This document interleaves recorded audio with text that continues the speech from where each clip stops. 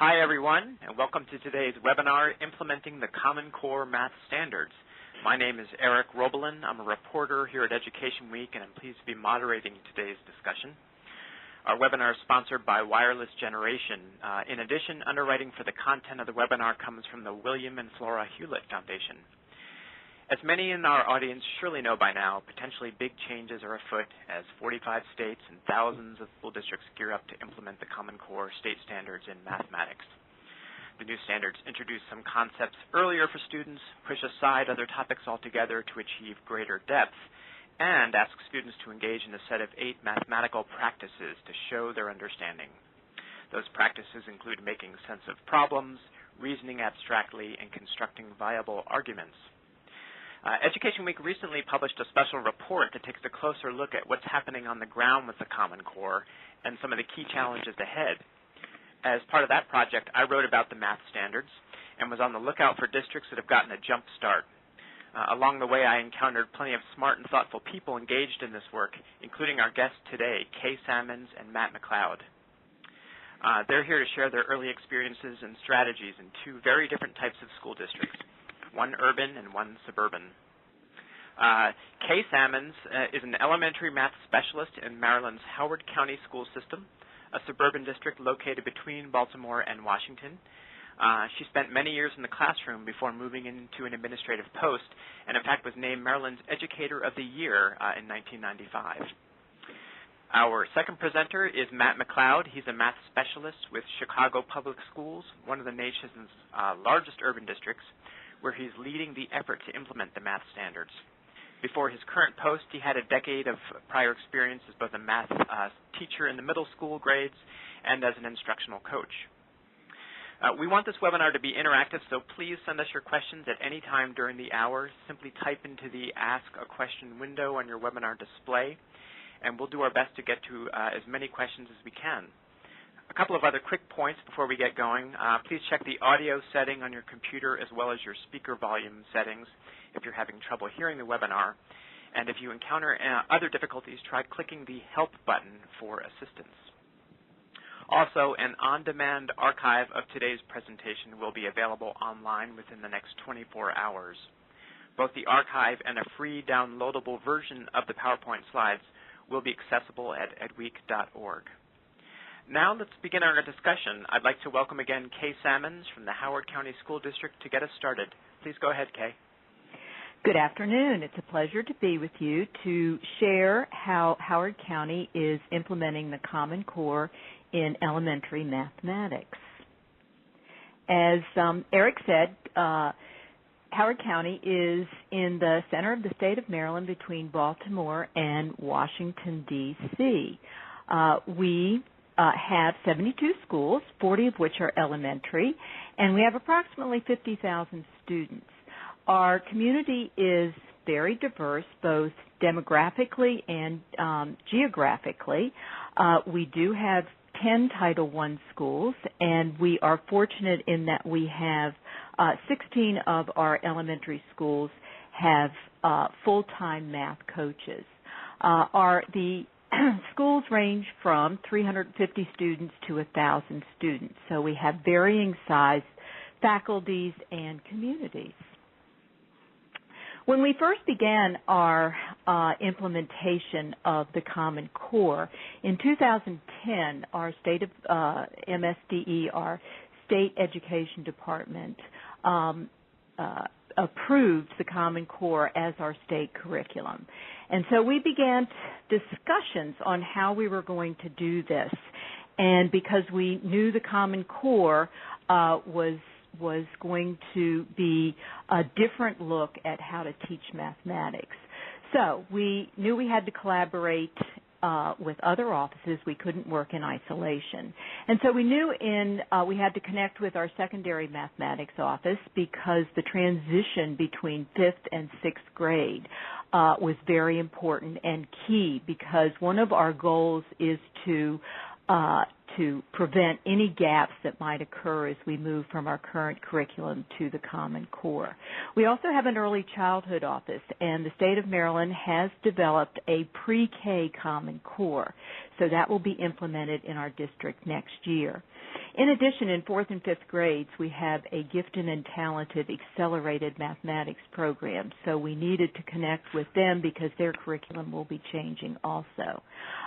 Special education, we needed to look at our students with special needs, and that is an ongoing process.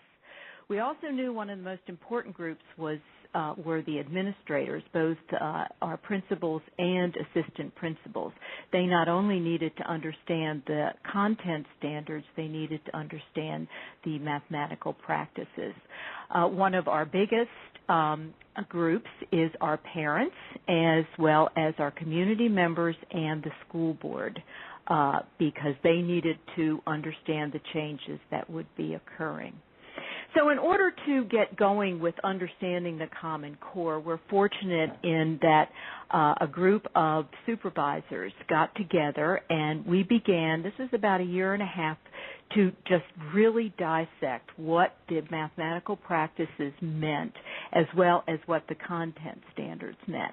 As you know, if you've looked at the content standards, they are very complex and they need to be interpreted and understood not only by curriculum writers but by the teachers. And so we dissected those standards, and I'll share with you some of the documents that we came up with. Once we had figured it out as curriculum leaders, we needed to make sure our math coaches were on board, and because they are really the people in the forefront of the schools helping implement the changes. And we also decided that the Common Core needed to be phased in, that we just couldn't go K to 5. So we started in kindergarten this year, and last year we put together a focus group of kindergarten teachers and first grade teachers and administrators. And they really became our sounding board. So we would create resources and materials and then bring them to our group, and they would give us feedback on how to change them. This was good, this is useful, this makes sense. As you look at our curriculum development, the first thing we did, and that's that chart at the top, we had our implementation plan because we're phasing this in. This year is kindergarten. Next year will be first and second grade. The following year will be 3 through 5. We also began just an overall look at the mathematical practices in pre-K to grade 12 so that teachers were becoming familiar with some of the vocabulary and the understanding of what we wanted children to show during a mathematics lesson. We had to decide on a delivery system, and we have chosen to share the curriculum through Wikis, which I will share with you in a minute. We then had to decide on a scope and sequence because the Common Core really isn't sequenced in the way that you would go teach the skills. It's more through the clusters and the domains. In our group of supervisors that we got together, we knew that some of the standards were so complex that we had to get a progression of skills that students would go through in order to reach that standard. This is different for teachers because they're often used to just a list of objectives, and we knew that some of the standards can't be met in a week or two, that it would take several months for the children to be able to understand the mathematical concepts. So we developed progressions, and they are all part of the Wiki that we have developed. We went live with kindergarten last year, and we prepared the teachers during the summer, and we are currently doing that with the first and second grade teachers right now, so they will be ready to go live next August. This is a look at our Wiki, and the Wiki includes 2 very in-depth pages, and teachers have access to this, and the first page defines what the standards are and some of the essential understandings, as long as all the resources that are available to the teachers. One of the things that we did was we aligned all of the print resource resources that we currently use as well as some websites, and we made an alignment. So this standard matches this print. And then on the second page of the Wiki, we have assessments, because not only did we have to develop the curriculum, we had to ensure that the teachers were able to assess where the students are, because that assessment component is very critical to sharing with parents the progress that their students are making. So we have examples of formative assessments that teachers can choose to use to drive instruction. We also knew that because we're starting in primary grades, there are no state assessments that correlate with those. That comes starting in grade 3. We had to develop our own assessment plan, and so we have beginning and end of year assessments so teachers can see growth in their students, and we also have the formative assessments that are available to the teachers. Professional development is key in the implementation, and we have been meeting with teachers throughout the school year to prepare them not only in the curriculum but also the instructional strategies that really will bring out those mathematical practices. And so we've been meeting with intermediate, primary, and kindergarten teachers 5 times throughout the year. We have also been meeting with administrators because they need to understand the what the Common Core consists of and how to communicate that to their parents. And that brings us to one of the other groups that are such an important part of this, and that's our parents. And we have been concentrating in the last couple of months on creating online resources for parents. So we have a transition wiki that parents can go to. We've been presenting at PTA nights. We've been doing television spots on our local TV so that parents are aware of the changes. We've been providing blurbs to newsletters for individual schools. We've also developed a document that's on our wiki as to how to define the practices for parents in more friendly terms. And then finally, each grade has a document called What Will Your Child Learn in a Specific Grade, giving in a more friendly term so parents can understand the concepts. As you can see, we're just beginning this road to the transition to the Common Core. And one of the beauties of working with the Wiki is that we are constantly uploading new information for the teachers. And I look forward to answering your questions. I think Matt is going to move to his presentation, and then we'll talk about the Common Core. Thanks so much, Kay. That was terrific. We're going to pause now. Before we move to Matt's presentation, we'll take a moment to hear from our sponsor, Wireless Generation. Good afternoon. The Common Core state standards have the potential to create positive change in American education on a scale comparable to the impact the invention of the printing press had on society. They introduce a level of rigor that demands a significant cultural shift for most classrooms across the country. Wireless Generation is excited to support this type of event with other leaders in education and is committed to helping educators prepare for the exciting changes ahead. We invite webinar attendees to join us at the end of this event for an introduction to the research-based learning progressions for Common Core state standards in K-12 mathematics, developed by our partner, who was a member of the National Validation Committee reviewing and moving forward the Common Core state standards. We will also share insights from our partners in districts making some important shifts to implement Common Core state standards now. All right. Now I'd like to welcome again Matt McCloud from Chicago Public Schools. Matt, the floor is yours. Thank you very much. Good afternoon, everybody. I am also thrilled to be here and appreciate your time and attention, and am just really, really excited, as Wireless Generation just pointed out, that the Common Core just offers such an opportunity for change in the realm of growth, and so I'm really excited and very passionate about Common Core. I want to start out, like Kay did, setting up the district for just a minute. We are much larger than Kay's district. We have 683 schools, about 405,000 students, approximately 25,000 teachers.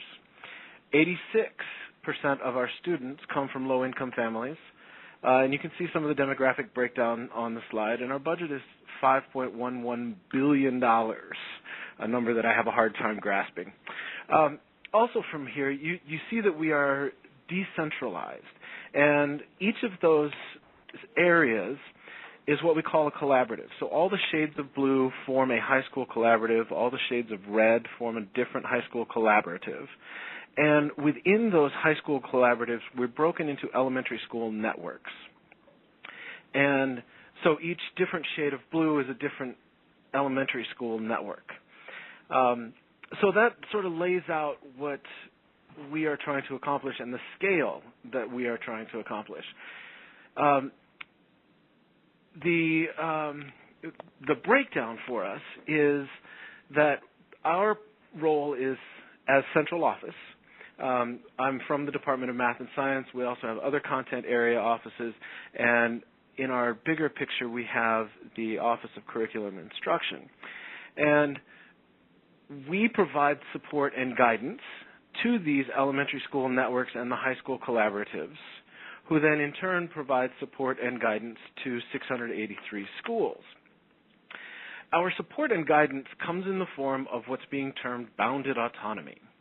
And so the central office decides and promulgates expectations for the networks, and the networks then decide how they're going to achieve those expectations and how they're going to support the schools in achieving those expectations.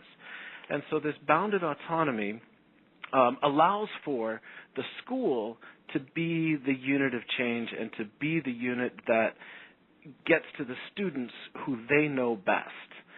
So in doing that, we have established these instructional shifts. There it goes. We've established these instructional shifts. And as you can see, we've done it for both literacy and for math. And in the mathematics, we have the focus on the critical areas to develop deep conceptual understanding and the procedural fluency that is expected from the Common Core. We're also pushing to integrate the mathematical practice standards throughout instruction, and we're maintaining the coherence and continuity to link learning within and across grade levels.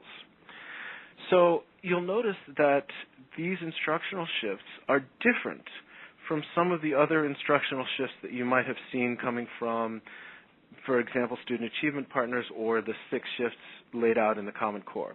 This is our synthesis of those shifts. And we tried to make the language a little bit more end-user friendly and a little bit more clear for the teachers. And we also felt it was really important to make the standards for mathematical practice very explicit part of these instructional shifts, because we feel like that is going to be one of the most important aspects of implementing the Common Core. In order to do this, we've laid out a 3-year plan that we're terming the Bridge Plan. And it's our bridge from the standards that we're teaching now to the Common Core state standards. And Kay mentioned that several of the standards, I think Eric also mentioned this, that several of the standards have changed grades and some of the standards have gone away.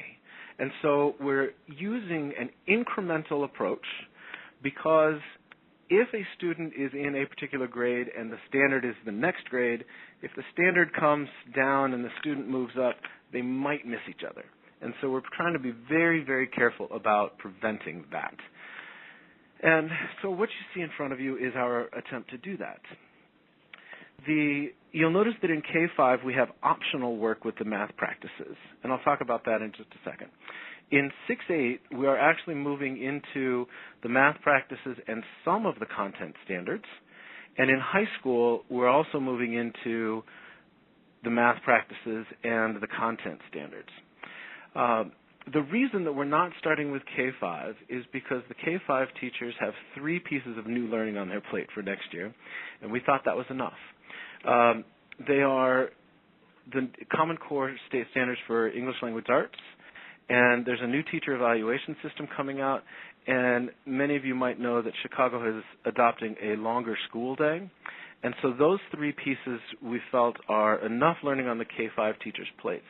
So what we're asking them to do, but not expecting, is work with the math practices.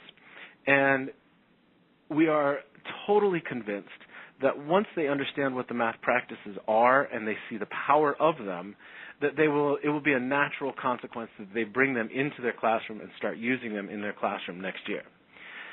So how are we going to do this? We've developed what we're calling the CPS Math Content Framework, version 1.0.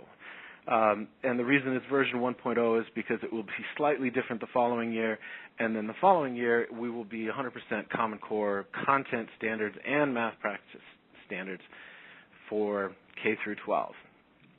So the components of the content framework are a position paper, which lay out the instructional shifts, and it lays out the bridge plan that I just referred to, and some other pieces around things that teachers and the network staff need to understand about our position on the Common Core. Then the middle section is the CPS Math Planning Guide, and this is the portion that is the expectation. It lays out the standards that the 6th through 8th grade and the 9th and 10th grade teachers need to get to and need to teach the students before the end of next year. And then the math tool set is all of the resources that we are recommending and providing and suggesting that teachers can use in order to get to the standards that are in the planning guide. So this is our expectation for teachers, along with the suggested resources and the other pieces that they can use. Another piece of this are the assessments, like Kay talked about, that we're implementing. We're also, like Kay, setting up a beginning of the year and an end of the year assessment that measures student growth. And those assessments will be also tied to this planning guide in that we will assess the standards that are laid out in the planning guide. So everything ends up getting connected and staying connected, we hope. In order to maintain the focus that we are espousing, we've narrowed it down to a couple of places within each grade level, or each grade band. In 6-8, we're focusing on the expressions and equations domain, and we're pulling in the functions domain from 8th grade. In Algebra 1, we're sticking with linear and exponential relationships and quadratic functions and modeling. And in geometry, it's the congruence proof and constructions, along with circles with and without coordinates. And again, to get to that focus, we're narrowing it down for the teachers so they don't have to decide what students need to learn next year in order for them to be ready for the following year. So how did we develop this?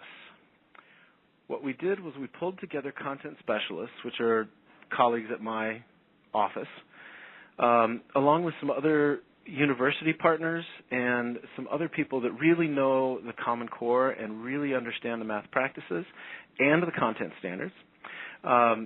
We pulled together the network ISLs, which are the staff at the network level who actually visit the schools and work with the teachers in the schools. And then the middle piece is the early adopters, and that's a group of teachers and a group of schools that have been working with the Common Core state standards essentially since they were published and adopted by the state of Illinois. And so we pulled in on their expertise. So we have teachers, we have math leaders, and we have content specialists that we've pulled together to develop this content framework. And our professional development is going to be to bring this content framework to a group of teacher leaders, one from each school, that then will be charged with bringing that knowledge back to all the classroom teachers at their school. And we'll follow this up. We're doing this in the summer in a 4-day institute, and then we'll follow this up next year with ongoing professional development around this same content framework and the planning guides in particular. So we have a lot of work ahead of us, and we have a lot to accomplish, but I think the end result is just going to be fantastic, and I think the Common Core is just such a turnkey point for us to raise the rigor and raise the expectations and bring in critical thinking to our math classrooms and our students. So I think probably I talked faster than I would have, but that's all I have to say. So thank you much for your attention. Here's our information in case you want to reach out to either me or the director of the Department of Math and Science. I would highly encourage you to reach out to him so my email box doesn't get quite as full. But feel free to reach out to either one of us. Thank you. Thanks so much, Matt. Great job there. Really appreciate that. So I'm going to start here with some of the questions. And Kay, first, a brief one that I saw quite a few people saying, hey, where can we see that wiki? Can we get access to that? Can you say anything about the extent to which viewers might be able to get a glimpse beyond your slide of what you're up to there? Yes, and I have sent you all the link to the wiki, and I'm assuming, Eric, you can post that? Okay. Yes, we can do that. Excellent. Yes, and just as a not a warning, but this is ongoing. So this is not the final document because we will continue to work on it this summer, but you will certainly get a flavor of what we have done. Excellent. I think one of your colleagues called it a living document. Right. It is a living document. Excellent. So then to sort of more substantive questions, the first one, which I'm just going to ask, is a little general, but I wanted to give you both a chance to just kind of say, how's it going so far? Is this harder than you thought or easier? And especially in terms of those places where this is already happening, Kay, maybe in your kindergarten classrooms. Any big surprises? Actually, it's really interesting. When we first introduced this to the kindergarten teachers, there was some skeptics who said, we're not sure our children can do this. How are we supposed to do this? And we've had the advantage of seeing this play out to the end of the year. And what we are hearing from the kindergarten teachers is, wow, my children know more about number than they have ever known. They do understand tens and ones, and they've become real advocates. And so it's fascinating because we've been doing the same thing with first and second grade teachers, trying to prepare them for this. And we're also getting some of this. We're not sure if our children can do this, and we keep saying, just wait. You'll see how it all plays out. So that they need that first year to really understand how to go about doing this. So right. It's going well, but that doesn't mean we haven't had a few bumps in the road. Sure. Matt, do you want to give us just a quick flavor for how things have been going in Chicago with this? Sure, and I want to capitalize on two things that Kay said. One, just now, that kindergartners know more than they ever have about numbers, and I think that is one of the beauties of the focus of the Common Core. The other that she said is that she and her district took 1.5 years to understand the standards, and I'm extremely jealous of that.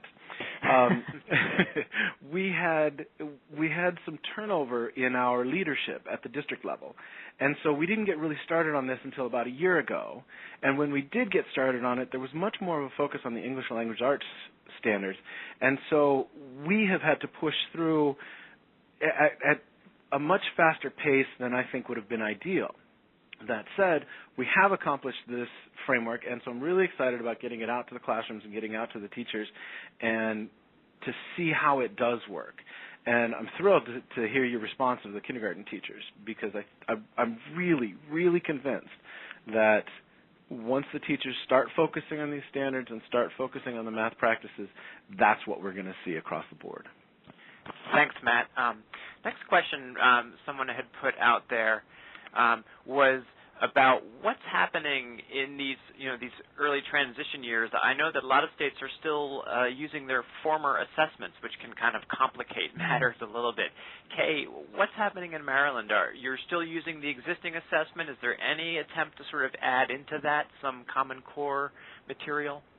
Well, that's really interesting because that is our challenge. That's why we're phasing it in the primary grades, and we really aren't going to third grade till not next year, but the following year. And really, that's being driven by the fact that our state assessments are still the old state assessments.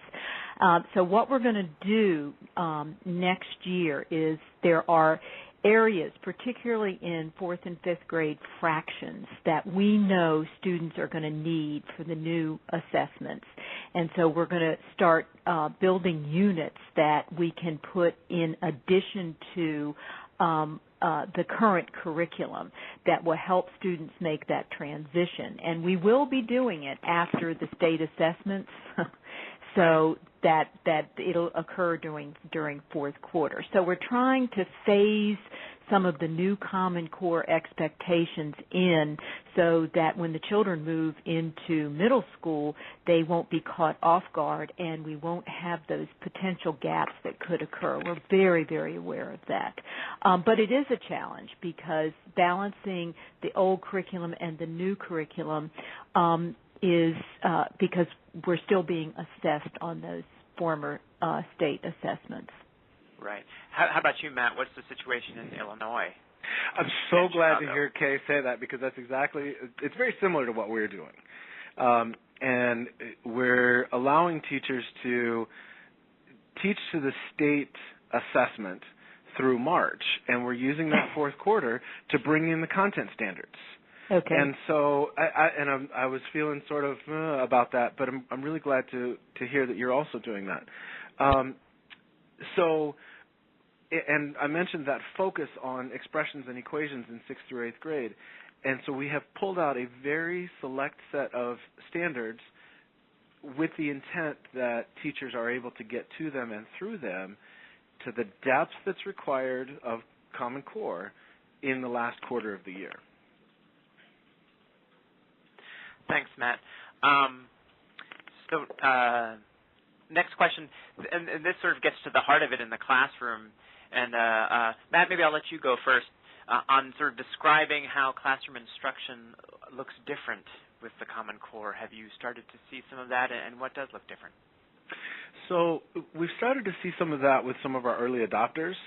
Mm-hmm. And what we are promoting and trying to get the message out is to really get to the math practices and make sure those are part of student expression and make sure that they're part of the learning and make sure that they're part of the assessments. But we've also tried to help teachers understand what content standards are saying because, as Kay mentioned, they are very dense. And we really need to take a look and see what is in there and what that depth means. And so we've started to see some teachers try to get to some of that depth and try to figure that out, but we haven't done it as a whole district yet, and so there isn't anything that I would say is really prevalent out there, except the idea of bringing in the math practices. Okay. What about you, Kay? In your kindergarten classrooms, what's this looking like, and how, other than, say, different content, but sort of the approach to teaching, how is it different? Well, there's some differences, but there's still some similarities because in a kindergarten and primary classroom, we have children really engaged in doing the mathematics. So that isn't as it's not so procedural and pencil paper driven. It's more children using manipulatives and materials to show their understanding. One of the things that I think is a big challenge for us is the Common Core talks about rich mathematical tasks that teachers should be using in the classroom. And so we're trying to incorporate some of those tasks that really push students' thinking and that require a deeper understanding of the mathematics. And developing and finding those is a challenge, but there are resources out there that help teachers see what these rich mathematical tasks look like. So we're, as we progress through this, that continues to be a focus of ours, because if we challenge children with problems that really get into deeper thinking, then we really are bringing the practices alive, and we're also getting into connecting that content, which children don't do necessarily intuitively, so it's up to us as teachers and instructors in the classroom to see how all of this connects. And when you mentioned resources around the mathematical practices, do you want to name names, name a couple of resources you think are especially helpful? We have found that John Vanderwald's Teaching Student-Centered Mathematics to be a great resource. It talks about it helps teachers understand the content of the math, and then how you might because one of the most important things during instruction and implementing this way of thinking are those questions that teachers pose to students. And that book includes a lot of ideas and problems that really get children to thinking.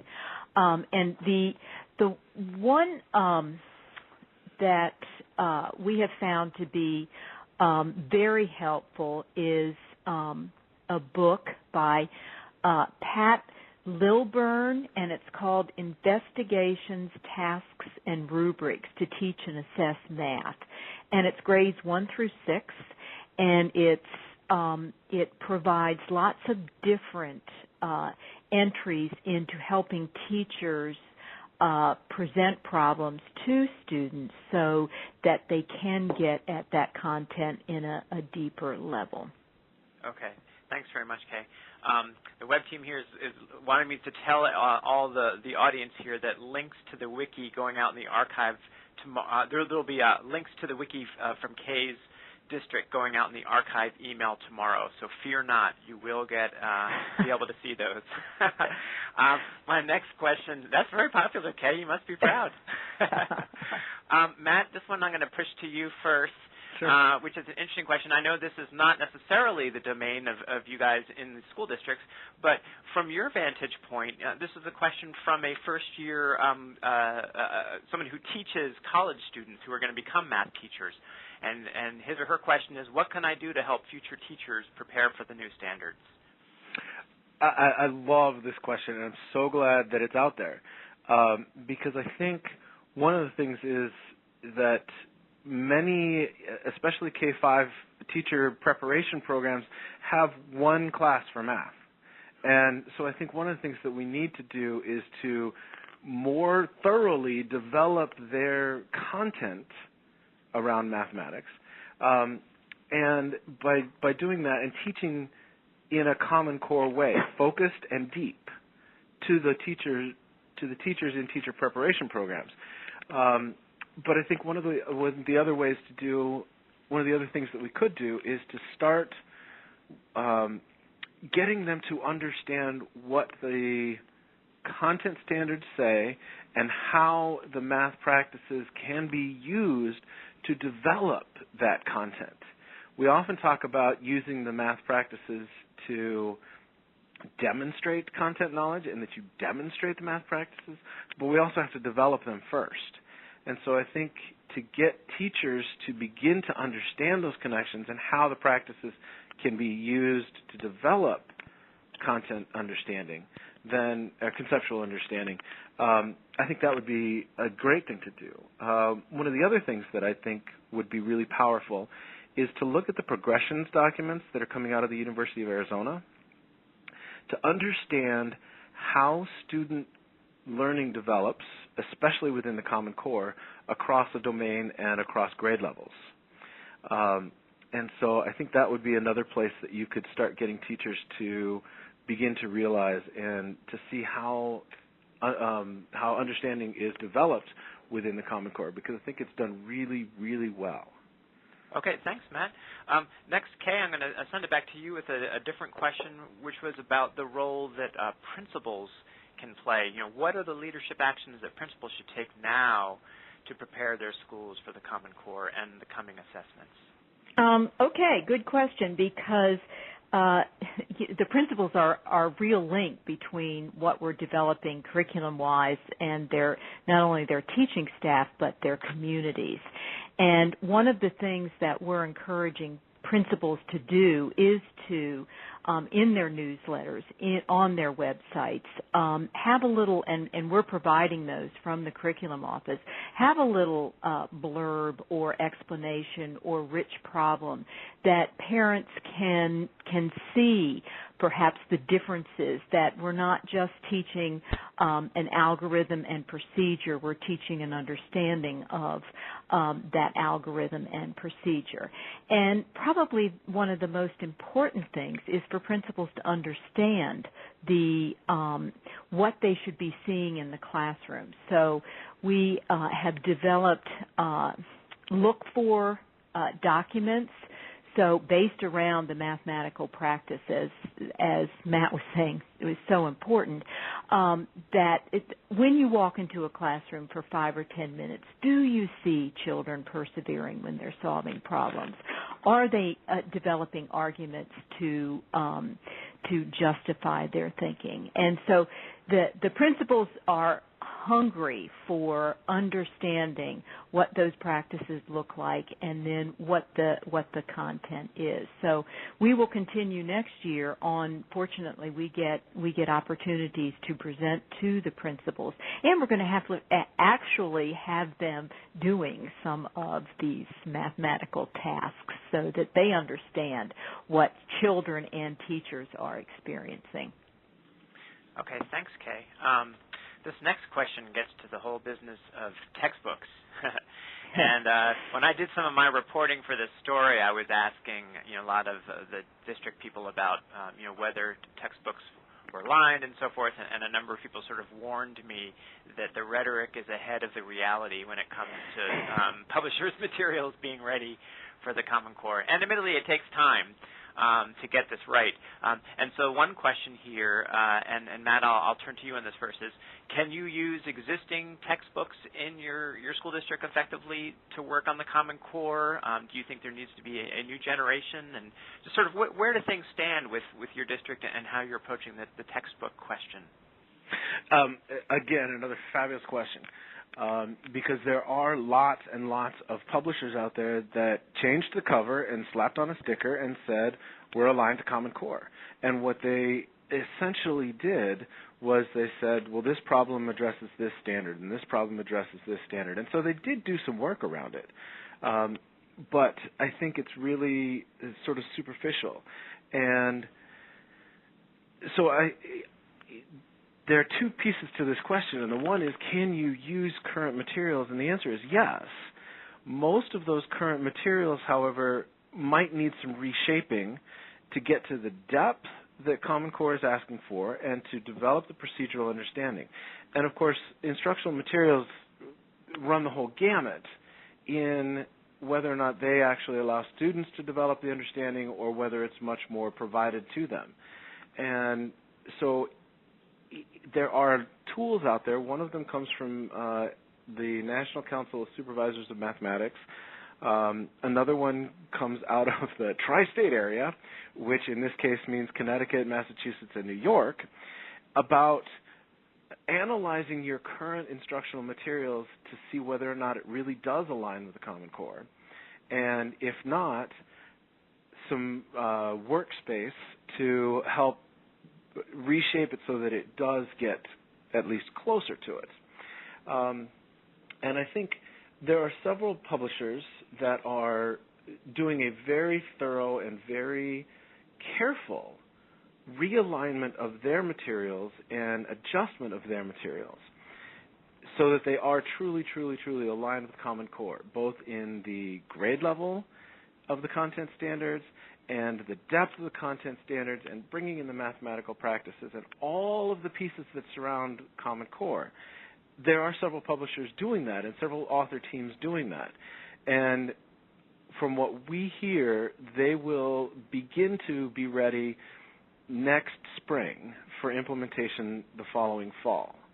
So we're still at least a year out from most of the ones that we think are doing a really thorough job of this. But there are ways to use what you have as a basis for sets of problems and that kind of stuff. And then there are other places to turn for some of those rigorous tasks that Kay was referring to. Right. And so to bring some of those in with your current set of instructional materials. It's a very daunting process to a math teacher to try to think about creating his or her own instructional materials for an entire year. And so we are trying not to promote that idea, but to use what you have, but reshape it and make it better for use in the classroom. Right. Kate, do you want to jump in here too, just say a little bit about, especially in the context of your wiki, and how far down does that dive into this, and what have your kindergarten teachers been doing in terms of materials? Well, first of all, Matt's right. The publishers are scurrying right now to align their materials. And Eric, what you said, they need to just start a whole new revision too, and with looking at the Common Core. But in the meantime, there are we do not align everything to one textbook in our district. We're odd in that way, and so we rely on lots of different resources to use. And I have found over the last 2 or 3 months some publishers are really coming out with some very good, rich, supportive materials that teachers can use. And so they're just at the beginning stages of being able to align the materials to the Common Core. And it should include more rich mathematical tasks. It should help teachers see how to go deeper when teaching a concept. And so we have really focused on using a combination of print resources as well as websites and things that we know that work for teachers and children. Okay. Thank you, Kay. Next question. We've gotten quite a few questions about some of the special populations, student populations, students with disabilities as well as English language learners. Matt, can you say a little bit about, let's focus for the moment on special education. What kind of challenge does this pose for that population, and how are you approaching it? Can I turn it over to Kay? It's a very good question, and it's a very valid question, and we're beginning conversation around it, and we're trying to figure that out for the district. And I'm not sure that anybody has an answer to that question yet. But ironically, our district leaders, as I speak, are sitting in a workshop around the universal design for learning, which is a way to address the needs of all students. Particularly in focus are the English language learners and the students with special needs. And so we're starting to begin that process, but we're going to take a look at the principles from UDL and use those as a lens to look at our lessons and to make sure that we are removing or somehow accommodating any of the barriers that are in our lessons so that students can achieve what we want them to achieve. Kay, I'm going to put you on the spot too on this one then. Okay. What about in your district? How are you thinking about this and approaching it? Okay, and Matt hit on it. We are also focusing in on UDL, and UDL helps teachers understand that there needs to be many, and they use the analogy, many ramps to the same concept that the teachers are trying to teach, and so we need to represent the mathematics in many different ways. And so helping, and that's where we will focus our lesson seeds on, so that students, be them ELL or students with some learning issues, can access the mathematics in many different ways. So if they need to see it concretely or they need a different representation, that those various ways of presenting the math should be available to the teachers, then making it much easier for the children to access. But one of the things that we are doing is we, in the last 3 years, have really moved to a co-teaching model where we have a special education teacher and a regular classroom teacher teaming together to work with our special education students are no longer isolated. They are in with regular students learning the mathematics, and the teachers are planning together so that the students can access the math. We also have ESOL teachers who do the same thing. So they are teaming with a regular classroom teacher who may have more content knowledge in mathematics, and that has really helped all the groups of our children to have not only 2 teachers, but it also cuts down, that makes small group work so much easier, and we've had tremendous success with that. Okay, thank you, Kay. I recall, actually, Kay, I'm going to stay with you for a minute, if I might. One thing I was intrigued about when I first spoke with you about Howard County's work on the Common Core is how you were trying, and I know you mentioned a little about this in your presentation, trying to get out into the community to help people understand what's happening here. And I think you even told me about some visits to local churches who invited you in to talk to, these religious communities and others, just to help parents and the broader community understand what this is all about. What are your suggestions to educators around the country as they work with parents to prepare them and help them understand the changes? I think you have to be very proactive in this, and because parents want to know, and the mathematics doesn't look necessarily the same as they remember the mathematics that they had, particularly in the primary and elementary grades. And we, one of the things that we are considering doing is holding cluster meetings in the evening where we geographically group schools together and have one location for parents from many different schools to come. And then our goal is to help them understand the Common Core, but also help them actually put them through. I mean, one of the most effective strategies you can do is have parents use manipulatives to show their understanding, because that may not have been something that they did as an elementary age student. The other thing that we're doing is we are doing these television spotlights, spotlight on the mathematics, and helping, and they're very short, 5 to 10 minutes, almost advertisements on our local TV stations, so that we're raising the level of awareness with parents, so they aren't caught off guard. So you want them to be informed. And we do have, we have an involved group of parents who are anxious to help their children, and so we want them to help their children in the right way. And so that's our goal, is to communicate that the implementation of the Common Core is a good thing, and this will make their children better thinkers and students of mathematics. Matt, to you a question. We hear a lot of the rhetoric around the Common Core, and this questioner wants to know, are we really going to get deeper into the concepts under the Common Core, and if so, how? If we do it right, yes. Right?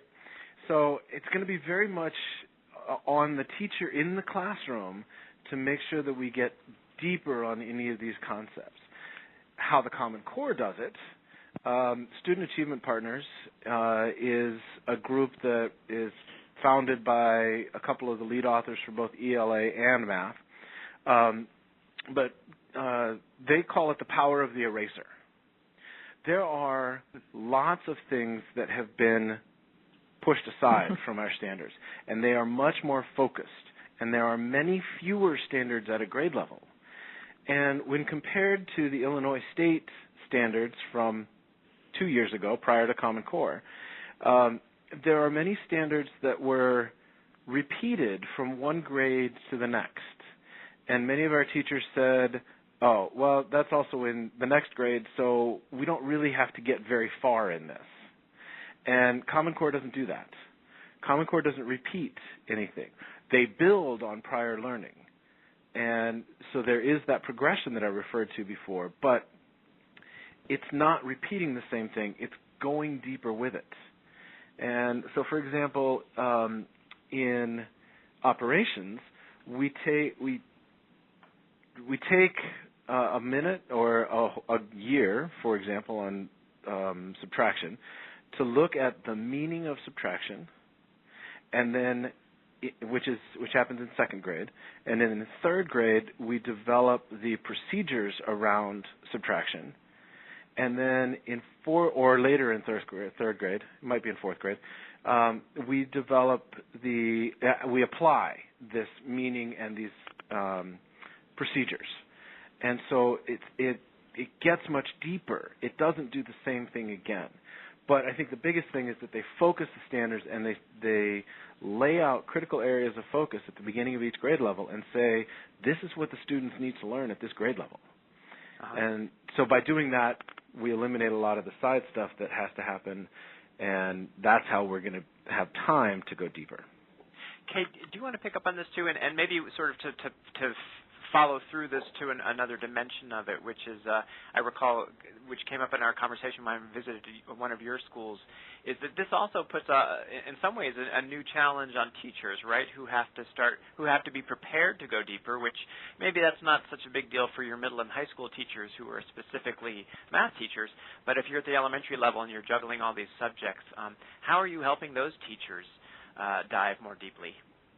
Well, hopefully the things on the Wiki will help them. And one of the things that on the Wiki we have a section called About the Mathematics, so that it's about mathematics content that directly is in that standard. In addition, we have two components that if you want to take this and extend it because the students need a little enrichment, or what do you do for an intervention? So we're trying to give them that whole broad look at the progression of this skill. I do think one of the benefits of the Common Core is that it truly addresses that criticism of the curriculum, that it's a mile wide and an inch deep. Teachers, there were so many standards, as Matt said. There were so many objectives that we were covering in one school year. The teachers often felt like they were getting through the curriculum, not necessarily teaching the curriculum. And so the Common Core drops some of those subjects, so it gives the teachers more time to go in depth into those areas that are really important in the foundations of number and spatial sense and geometry. And a case in point is that we're no longer teaching time in kindergarten, and we're no longer teaching probability in kindergarten and first grade. And so that opens up time for teachers to really get at fluency in the basic facts, if you will. So we do expect students, when they leave second grade, to really be able to be fluent in the basic facts, not necessarily, well, I'll learn them in third grade. And so, but now the teachers have time to teach the strategies and to then connect that to mental computation and computational fluency. Thanks, Kay. At this point, I'd like to hand it over one more time to our sponsor, Wireless Generation, for a few words. As Matt was talking about the way that students move to deeper understanding and teachers facilitate that through Common Core standards, what came to mind for me was the visualization that you're now seeing. This is a hexagon map, and it represents the work of Dr. Jer Comfrey, the Joseph D. Moore Distinguished Professor of Mathematics Education at North Carolina State University. She was a member of the validation committee for the Common Core State Standards in Mathematics. And one of the things that was very clear as they worked through these standards was the idea of a learning progression and how the standards helped depict students learning over time, their learning trajectories. And it really was a way of supporting teachers in bringing a new dimension to instruction in their classrooms. So this map shows that learning trajectory, and each single standard is mapped to show the interconnections in mathematics. What you're looking at with the hexagon is an individual standard, and as teachers look at this, they're really able to unpack the standards across all the content areas, not just mathematics, and they can really use this to support instruction in a grade level content area or coursework, and to help see what students will be learning across the course of the year, and to build from those naive understandings to deeper understandings so that students are prepared for proficiency and are ready for next grade level content. Our partners, such as Jer Comfrey, have helped us recognize the importance of the learning progressions and the fact that those underlie the development of content area mastery, and that there is a research and academic basis for that understanding. For educators, the Common Core State Standards really signal a shift in thinking from the deficit-based model that has been a part of education for quite some time to a new way of understanding students' learning that moves away from classifying students as at risk, at benchmark, and developing to really seeing that we can build on strengths. So the new standards reinforce a more comprehensive approach that seeks to locate every student along his or her individual learning progression. And the goal for a teacher then is either scaffolding students to the next stage of cognitive development or accelerating students along the trajectory. The interrelationships between the skills and the concepts in each content area are really recognized in a way that was not previously clear, so that you're seeing individual student progress and understanding that it's different for each student. This really allows teachers and stakeholders as a whole, parents and other members in the education community, to understand, discuss, troubleshoot, and impact learning for each student. As we think about Common Core State Standards, it's really important for us to think about, of course, as we've talked today, aligning curriculum and assessment to the standards. But it's also important to recognize, and I think we've talked a lot about how instruction must shift, but that this really requires a much tighter feedback loop between assessment and instruction. By creating that tighter feedback loop, we're really able to ensure that every student's making the progress necessary to become proficient in each of the standards. It's really becoming more critical for educators to measure student progress, and for the educators to be able to leverage that data to adjust instructional planning and actual instruction in the classroom, and not just on an annual basis, but daily and weekly. The shift is really like moving from measuring in inches to measuring in centimeters and millimeters. We'd like for you to join us for a webinar series that includes the following: learning how academic standards can be mapped in a developmentally appropriate sequence to create a learning trajectory. This will be delivered by the author of the K-12 Learning Trajectory for Common Core State Standards in Mathematics, Jer Comfrey. And also to learn about how a single district is supporting the adoption of the Common Core State Standards and changing the way they work in the classroom using M-Class Beacon to pinpoint the performance of each student and drive differentiated instruction. Thank you very much. Thanks so much. I'd like to remind our audience that to watch today's presentation again, an on-demand archive will be made available through edweek.org within the next 24 hours. And fortunately, we're out of time now. Once again, I want to say thank you so much to Kay Salmons and Matt McCloud for being a great guest today, and thanks to our audience for all of the terrific questions. That's all for now.